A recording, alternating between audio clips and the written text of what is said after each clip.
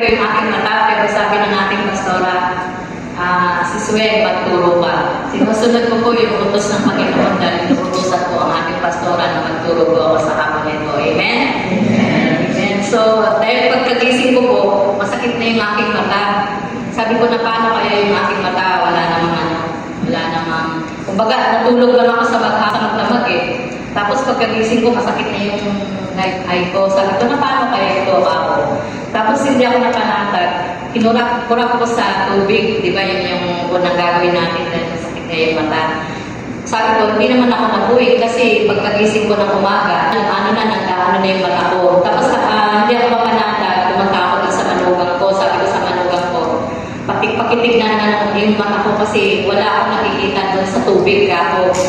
Tapos niya, may nakuha siya ng 2 piling mata. So sabi ko kaya siguro ako masakit. Kaya ang nangyari, lalong pumula yung aking mata. Tapos hindi ako mapakali kasi ang hirap po pala pag yung mata natin yung nai-irritate. Parang ang hirap tumingin, mahirap kang tumingin na ng ganyan. Parang alam mo nawawalan ka na ng paningin sa kabilang mata. So nag-decide po ako na pumunta kanina dun sa eye center. Kaso po yung 2 pinuntahan ko sa Candaba at saka sa Araya. Wala po yung mga doktor, Monday pa daw. Sabi ko abutin ko pa ng Monday to, hindi ako papakali, sabi ko gano'n. Bagamat nananalangin ako sa Panginoon Diyos, pero gagawa rin tayo para bigyan ng gamot yung ating So pagdating ko sa Araya, kasi sabi ko sa Candaba, pumunta ka sa Araya, nakakaya itong doktor. Dinapunta kami ng Araya. Pagdating doon, wala rin itong doktor. So, naghanap kami ng ibang sa Holy Trinity, wala din, Monday din yung nila, yung doktor. May nakita kami isa na sa kabigting ba ata, yung kabigting eye optical, yun yung napuntahan namin. So may doktor doon na isa, binigyan na ako ng gamot, yung pangpatak lang sa mata, yung parang para lang siya tubig, yung sabi niya, yan yung talagang binibigay namin. Inan muna niya yung aking mata kanina, hinugasan. Sabi niya, hugasan ko muna bago kita bigyan ng pang-eye drop. Sabi niya gano'n. Sabi ko, safety po ba yan? Sabi ko gano'n. Sabi niya, oo, hindi ko naman ibibigay sa'yo kung hindi safety. Sabi niya gano'n sa akin. So yun na, hinugasan niya. Tapos sabi niya, meron pilik mata na naalis pa, meron pang natira pa ng pilik mata. Tapos yung mga pangin. Siguro dahil sa hangin ngayon, kaya siguro yung alikabok pumunta sa mata. So pag uwi ko, hinihinga ko yung mata ko, sabi ko gano'n, Lord, sabi ko, ikaw na pong bahala, tuturo po ako sa hapon na ito. Huwag niyo pong hayaan na mahirapan po ako tumingin sa letra. Kasi ang bigat ng mata ko eh. So sabi ko, Lord, ikaw, ayaw na sa iyo lahat. At alam ko na ikaw ako ibibigay ng kagalingan. Amen? Amen. So ang title po ng ating pag-uusapan sa hapon na ito, pinamagatan ko, araw-araw himala. So ang teksto po natin kayo ay makikita po sa 1 Corinthians chapter 1, verse 27 to 29. Sabi niya rito, subalit pinili ng Diyos ang mga naturingang hangal sa sanlibutan upang hiyain ang marunong. At pinili niya ay ang naturingang may hina upang hiyain ang malakas. Pinili niya ang pangkaraniwang tao, mga hinahamak at mga may hina sa sanlibutan ito upang ipawalang saysay ang mga kinikilala ng sanlibutan. Kaya walang sino mang makapagmamalaki sa harap ng Diyos. No, pinili ng Diyos na gumamit ng mga bagay na tunuturin ng mundo na kapampangamangan upang hiyain ang mga nag-iisip na sila ay matatalino. Pinipili ng Diyos na gumamit ng mga bagay na walang kapangyarihan upang hiyain ang mga may kapangyarihan. So minsan po ginagamit ng Lord ang mga mangmang upang hiyain ang matatalino. Bakit po? Dahil kayang gamitin ng Diyos kahit ordinaryong tao lamang ang isang tao para gamitin ng Diyos para maghatid ng kanyang banal na salita ng milagro sa ating buhay. Huwag natin tignan ang kasimplihan or ang kasimplihan ng isang tao, tahimik man yan, pangiti-ngiti man yan, pangiti-ngiti man yan, dahil pagdating ng panahon, magugulat na lang tayo na siya pala ay gagamitin ng Lord para magpahayag o gagamitin siya dito sa tahanan ng ating Panginoon Diyos upang ipahayag ang kanyang banal na salita. Amen? Katulad na lang po ni David. No? Si David po ay maliit lang na ngunit natalo niya ang isang higante. No, natalo niya ang isang higante sa pamamagitan lamang ng simpleng tirador. At yung simpleng tirador na yun po ang nakatalo sa kalaban niyang higante. Bakit po? Dahil nagtitiwala si David na kaya niyang talunin ang higante sa pamamagitan ng himala na nanggagaling sa ating Lord. Amen po ba? So, katulad din po ng babaeng balo, ito pong babaeng balo, namatayan ng asawa. O sa pagkamatay ng kanyang asawa, nandun po yung naghihirap siya, ang dami ng mga utang niya, tapos yung dalawa niyang anak, kasi meron po silang dalawang anak, gusto pang alilain ng mga pinagkakautangan niya. Kaya sabi sa kanya sabi niya kay Eliseo, paano po yan, yung anak ko ay yung asawa ko namatay na, ano pong gagawin ko? Sabi ng babaeng balo. Sabi ni Eliseo, ano ba ang pag-aari na meron ka sa iyong bahay? Sabi ni Eliseo. Sumagot naman ng babae, wala po akong pag-aari ni anuman, sabi ng babae. Ngunit meron nag-iisa, sabi niya gano'n, yung isang palayok na mantika. So daw sa palayok na mantika, ang sabi ni Eliseo, sige, umayo ka, umuwi ka sa inyo. Pumunta ka sa iyong mga kapitbahay at humingi ka ng mga sisidlan ng langis. So, ginawa po yun ng isang babaeng balo. No, humingi siya ng mga sisidlan ng mantika hanggang sa lahat ng mantika na nakuha niya sa kapitbahay ay nalagyan nito samantalang isang palayok lamang ng mantika. Meron niyo po yung milagro na ginagawa ng Panginoon Diyos na hanggang sa wala na siyang masidlan pero meron pa rin mantika doon sa palayok na pinaglalagyan niya. So, yung milagro po ng Panginoon Diyos, nandun po, kumikilos po sa buhay ng isang babae na pagkamat wala siyang pag-aari, ngunit na nagtiwala siya doon sa milagro gagawin sa kanya ng Panginoon na umaapaw ng mantika. No? So, nandun na yung, sabi ni Eliseo, yung natitirang mantika, pagbili mo at gamitin mo sa iyong pamumuhay. At isama mo ang iyong dalawang anak, sabi ko ni Eliseo. So, nandun po yung milagro ng ating Panginoon Diyos na nakikita niya yung babaeng balo na puno siya ng problema pero dahil sa nagtiwala siya sa ating Panginoon Diyos, binigyan siya ng milagro ng Diyos. Ganun din po sa kay Pedro, no? Si Pedro, ano ba ginamit ni Pedro para mangisda? Lambat po yung ginamit niya. Magdamag po na nangisda si Pedro, ngunit wala siyang nakuhang isda. Kaya sabi niya nga sa Panginoon, Guro, maghapon na ako na nangingisda, ngunit wala pa akong nakuha, sabi ni Pedro. Ngunit ano sabi ng Panginoon sa kanya? Pedro, ihagis mo ang iyong lambat upang, sabi niya, ihagis mo ang iyong lambat. At nung inihagis nga ni Pedro, dahil nagtiwala siya sa Panginoon, namangha pa siya sa nangyari. No? Nakakuha siya o nakahuli siya ng mga isda na umaapaw na pagpapala ang milagro na nanggagaling sa ating Panginoon Diyos. Amen po ba? Amen. So, sa Panginoon Diyos, kung nagtitiwala po tayo, wala pong imposible. Ang lahat ng imposible na sa tao, no? Sa tao, bagamat imposible sa tao, ngunit sa ating Panginoon Diyos, posible niyang gawin ang lahat ng bagay. Amen po ba? Amen. So, nais lamang po ng ating Panginoon Diyos na tayo ay magtiwala. No? Simpleng bagay na yan na nakikita natin kung ipinagkakatiwala natin sa ating Panginoon Diyos, ang Diyos po ang kikilos nito. Kailangan na po natin na sumunod at sundin po natin ang kalooban ng ating Panginoon Diyos. Kaya-kaya niyang gamitin, no, ang lahat ng bagay bilang espesyal sa mga tagapaglingkod ng Diyos. Kaya nga sa buhay natin, hindi tayo dapat na mainit, no? Hindi tayo dapat na mainit dahil may milagro na gagawin sa atin ng ating Panginoon Diyos. Amen? Kaya dapat natin pasalamatan, no? Pasalamatan natin ang ating Lord sa healing man yan, sa provision, katagumpayan, at maging sa problema. Kailangan po natin magpasalamat. So baka naman sabihin nyo na, Sis May, may problema na ako, magpapasalamat po ako. Siyempre po, dapat tayo magpasalamat sa ating Panginoon. Bakit? Kasi itinuturuan tayo ng Panginoon upang magtiwala sa Kanya, manalangin sa Kanya, at ipagkatiwala po natin sa Kanya na lahat po ng ating mga panalangin, lahat ng ating kahilingan, lalo-lalo na sa kagalingan, no? Na kapag nanalangin tayo sa ating Panginoon Diyos, may gagawin po siya milagro sa ating buhay. Tayo sa ating Diyos dahil sa lahat ng panahon at oras, kasama natin lagi ang Diyos.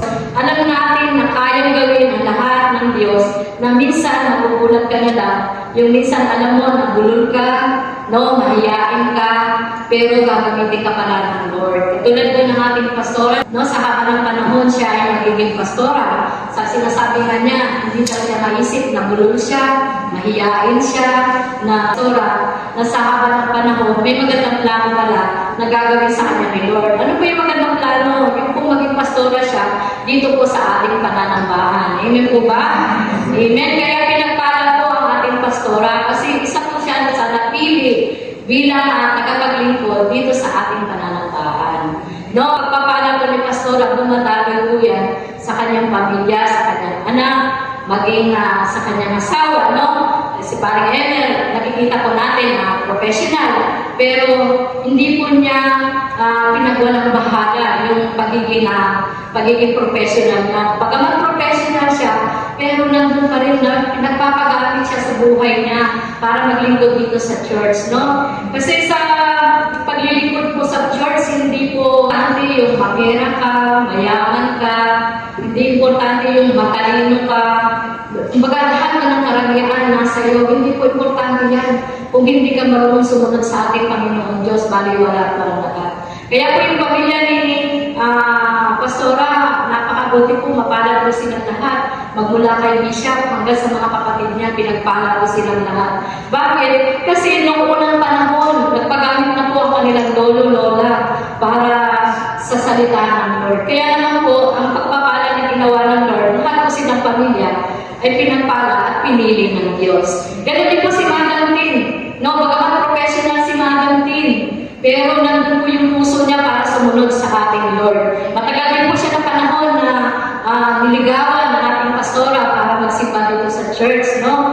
Pero makita po natin na dahil hindi po nagkamali ang ating pastora na piliin si Madam Tin na maglingkod po dito sa ating church. Kaya mapalad din po si Madam Tin na isa rin siya na napili ng ating Panginoon Diyos upang magamit siya sa pagpapahayag ng banal na salita. Maging tayo po lahat, mapalad din po tayo. Bakit?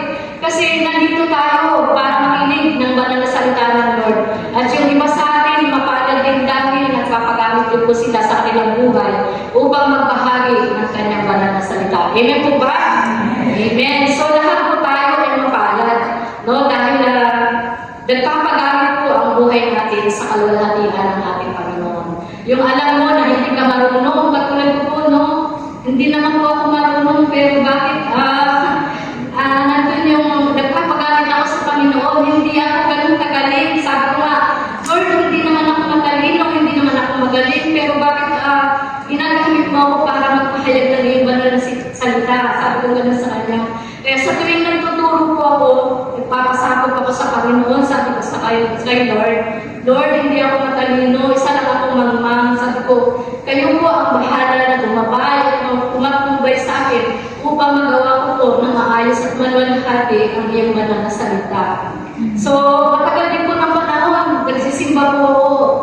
Alos 30 years na po ata ng pastora na nagsisimba, pero ngayon pa lang talaga ginamit tayo lahat ginamit ng Panginoon Diyos dito sa pananambahan ng Galmi. Amen po ba? Amen. Amen. So, wala pong imposible sa ating Lord kung yung puso po natin ay handang magpagamit. Hindi importante na marunong ka, hindi po importante na mayaman ka, dahil hindi po, sabi niya nga dito sa ating teksto, hindi niya pinipili ng Diyos yung mga marunong, lalo na yung mga hindi sumusunod sa kanyang kalooban. Ang pinipili po ng Diyos, yung po sumusunod sa kalooban niya. Kaya tayo po lahat ay mapalad.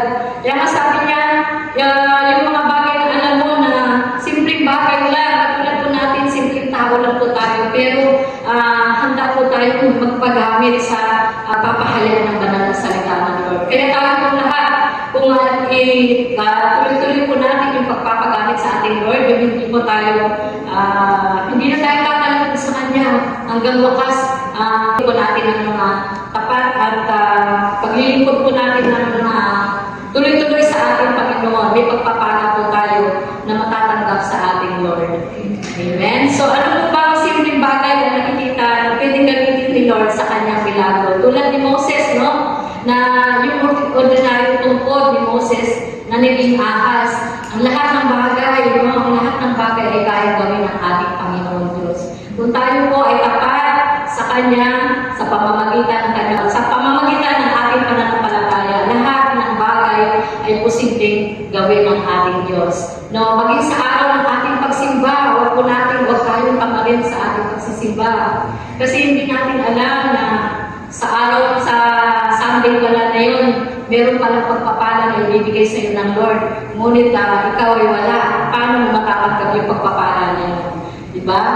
Sayang naman kung hindi ka magsisimba tapos wala kang pagpapala na tatanggapin kasi absent ka. So, nais ng Lord na lagi tayo dito every Sunday. No? Kasi every Sunday meron pong pagpapala na ibibigay sa atin ng Lord. Amen? Hindi lang tayo lagi nakatingin sa blessing. No?